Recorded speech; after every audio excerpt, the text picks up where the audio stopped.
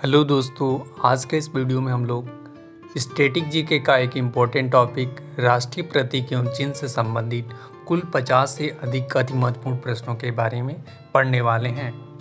आपका पहला पॉइंट है कि भारत का राष्ट्रीय ध्वज तिरंगा है। ठीक, अगर प्रश्न पूछे कि भारत का राष्ट्रीय ध्वज क्या है तो आंसर होगा तिरंगा। ठीक, तो भारत का राष्ट्रीय ध्वज तिरंगा है और इस तिरंगे की लंबाई तथा चौड़ाई का अनुपात जो है 3:2 है।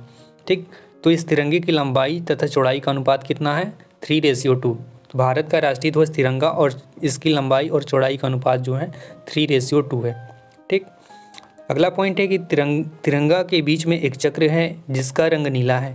ठीक, प्रश्न पूछेगा कि तिरंगों के बीच में एक चक्र है और उस चक्र का रंग कैसा है, तो आंसर होगा नीला। चक्र का रंग कैसा है? नीला है। और इस चक्र में टोटल 24 तिली हैं। कितनी तिली हैं? 24 तिलियां हैं। ठीक, अगला पॉइंट है कि राष्ट्रीय ध्वज के निर्माता पिंगली व काया थे। कौन थे? राष्ट्रीय ध्वज के निर्माता पिंगली व काया। राष्ट्रीय ध्वज के निर्माता कौन थे? पिंगली व काया। ठीक, अगर प्रश्न पूछे कि राष्ट्रीय ध्वज के निर्माता कौन थे तो आंसर होगा पिंगली व काया। आपका राइट आंसर होगा पिंगली व काया राष्ट्रीय ध्वज के निर्माता थे। ठीक, अगला पॉइंट है कि ध्वज का प्रारूप संविधान निर्मात्री सभा द्वारा 22 जुलाई 1947 को अपनाया गया था। ठीक, कब अपनाया गया था?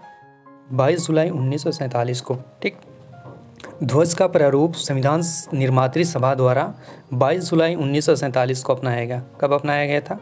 22 जुलाई 1947 को। ठीक,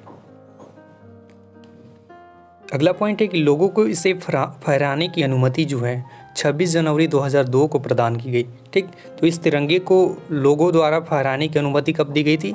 26 जनवरी 2002 को। कब दी गई थी? 26 जनवरी 2002 को। ठीक, अगला पॉइंट है कि भारत के झंडा गीत। तो भारत के झंडा गीत जो है विजयी विश्व तिरंगा प्यारा। भारत के झंडा गीत क्या है? विजयी विश्व तिरंगा प्यारा। इस गीत के रचनाकार कौन है? तो श्री श्यामलाल गुप्त पार्षद थे। ठीक, श्यामलाल गुप्त पार्षद ने विजयी विश्व तिरंगा प्यारा जो गीत है उसकी रचना की थी। विजयी विश्व तिरंगा प्यारा की रचना किसने की थी? श्री श्यामलाल गुप्त पार्षद ने की थी। ठीक, तो भारत के झंडा गीत क्या था? विजयी विश्व तिरंगा प्यारा। और इस गीत के रचनाकार थे श्री श्यामलाल गुप्त पार्षद थे। कौन थे? श्री श्यामलाल गुप्त पार्षद। ठीक, अगला पॉइंट है कि शक संवत पर आधारित भारत के राष्ट्रीय कैलेंडर को 22 मार्च 1957 को अपनाया गया था। ठीक, कब अपनाया गया था? 22 मार्च 1957 को।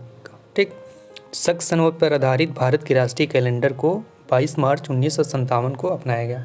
ठीक, अगला पॉइंट है कि राष्ट्रीय कैलेंडर का प्रथम माह जो है, राष्ट्रीय कैलेंडर का प्रथम माह चैत्र होता है। ठीक, राष्ट्रीय कैलेंडर का प्रथम माह कौन सा होता है? चैत्र। और अंतिम माह जो होता है फागुन होता है। ठीक, तो राष्ट्रीय कैलेंडर का प्रथम माह क्या होता है? चैत्र होता है। अंतिम माह फागुन होता है। ठीक, राष्ट्रीय कैलेंडर का प्रथम माह क्या होता है? चैत्र होता है। ठीक, राष्ट्रीय कैलेंडर का प्रथम माह चैत्र और अंतिम माह फागुन होता है। ठीक, अगला पॉइंट है कि भारत का राष्ट्रीय चिन्ह जो है अशोक चक्र है। अगर प्रश्न पूछे कि भारत का राष्ट्रीय चिन्ह क्या है तो अशोक चक्र, जो कि सारनाथ स्थित सिंह स्तंभ में अंकित है। ठीक, तो भारत का राष्ट्रीय चिन्ह अशोक चक्र सारनाथ में स्थित है। ठीक, अगला पॉइंट है कि भारत सरकार ने राष्ट्रीय चिन्ह को 26 जनवरी 1950 को अपनाया था। ठीक, तो भारत सरकार ने राष्ट्रीय चिन्ह को कब अपनाया था? 26 जनवरी 1950 को। कब अपनाया था? 26 जनवरी 1950 को। ठीक, तो राष्ट्रीय चिन्ह को भारत सरकार ने कब अपनाया? 26 जनवरी 1950 को। ठीक, अगला पॉइंट है कि राष्ट्रीय चिन्ह जो है सत्यमेव जयते, यह कहाँ से लिया गया है? तो आंसर होगा मुंडको उपनिषद। ठीक, तो राष्ट्रीय चिन्ह जो है भारत का राष्ट्रीय चिन्ह सत्यमेव जयते, उसको मुंडको उपनिषद से लिया गया है। ठीक, यह प्रश्न यूपीएससी 2001 में पूछा गया है शायद।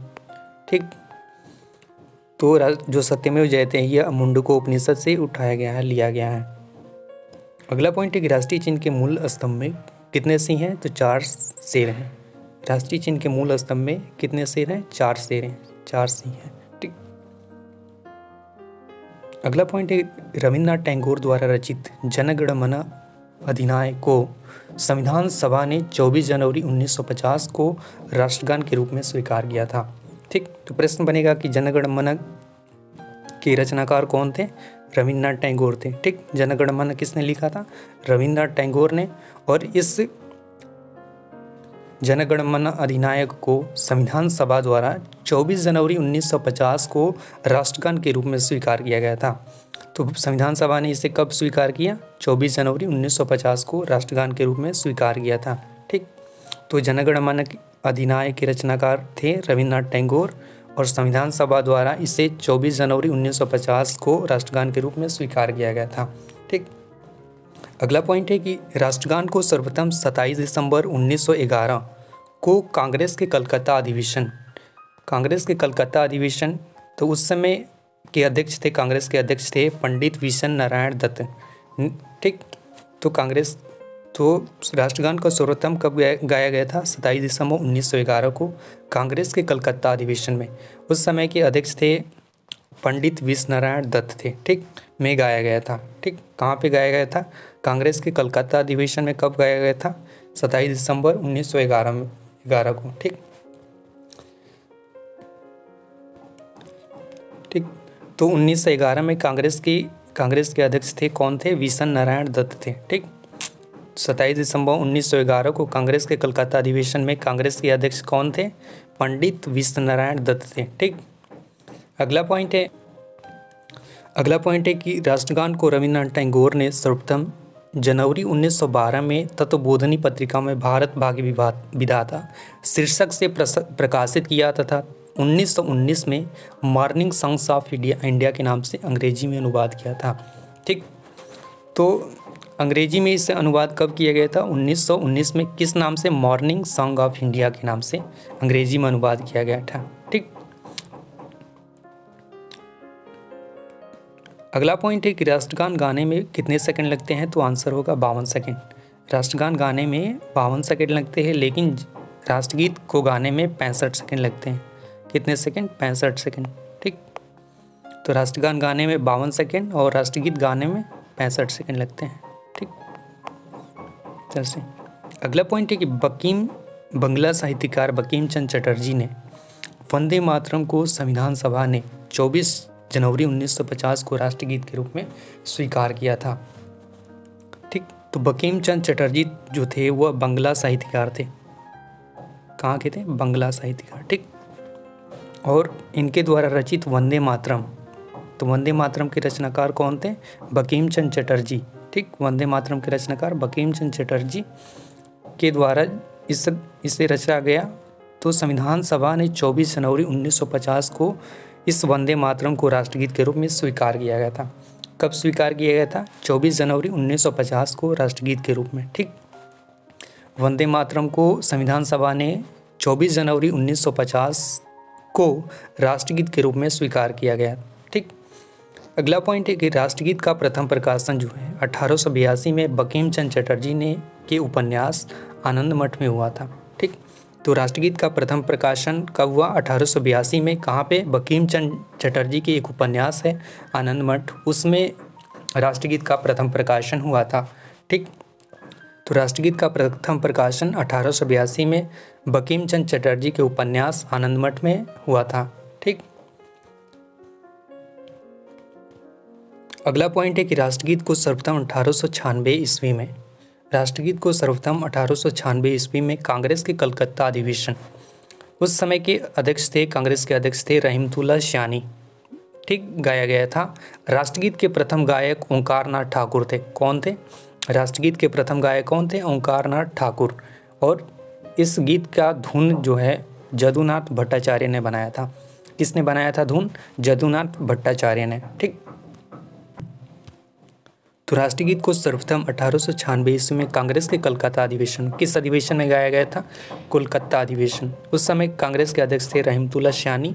ठीक, राष्ट्रगीत के प्रथम गायक थे ओंकारनाथ ठाकुर और इस गीत का जो धुन है जदुनाथ भट्टाचार्य ने बनाया था। किसने बनाया था धुन?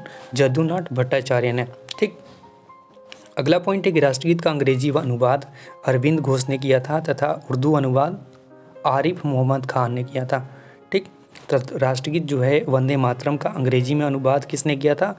अरविंद घोष ने। और उर्दू में अनुवाद किया था आरिफ मोहम्मद खान ने। ठीक, तो राष्ट्रगीत वंदे मातरम का अंग्रेजी अनुवाद अरविंद घोष ने किया और राष्ट्रगीत का उर्दू में अनुवाद किसने किया? आरिफ मोहम्मद खान ने। ठीक, अगला पॉइंट है कि राष्ट्रगीत गाने में 65 सेकंड लगते हैं। कितने सेकंड लगते हैं? राष्ट्रगीत गाने में 65 सेकंड, जबकि राष्ट्रगान गाने में 52 सेकंड लगते हैं। ठीक, तो संसद की अधिवेशन का जो प्रारंभ होता है वह जन गण मन से प्रारंभ होता है और समापन जो होता है संसद का वह वंदे मातरम पर होता है। ठीक, तो राष्ट्रगीत गाने में 65 सेकंड लगते हैं। जो संसद के अधिवेशन का जो प्रारंभ होता है वह जन गण मन अधिनायक से होता है और समापन जो होता है वंदे मातरम से होता है।